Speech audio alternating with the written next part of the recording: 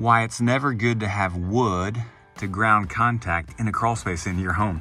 Hey, it's Greg with Anchor Foundation Repair, and I am here again in a crawl space in Central Texas looking at problems.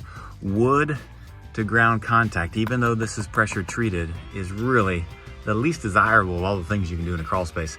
This down here on the bottom, you can tell where that wood has touched, or it used to at least touch the ground. That whole section is rotted right there.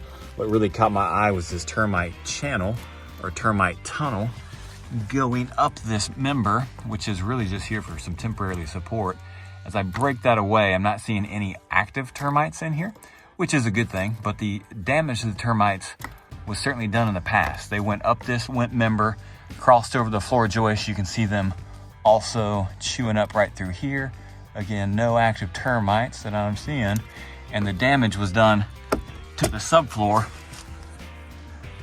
when they got up in that section there. So screwdriver's now upside down, breaking apart gently some subfloor, and I can just pull that out, and the damage is pretty widespread in this area.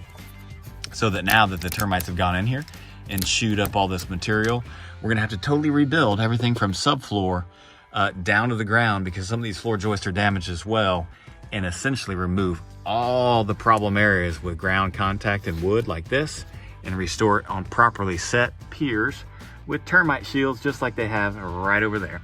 So do it right the first time, or the second time if you need a little TLC, and you'll avoid a lot of these problems in the future.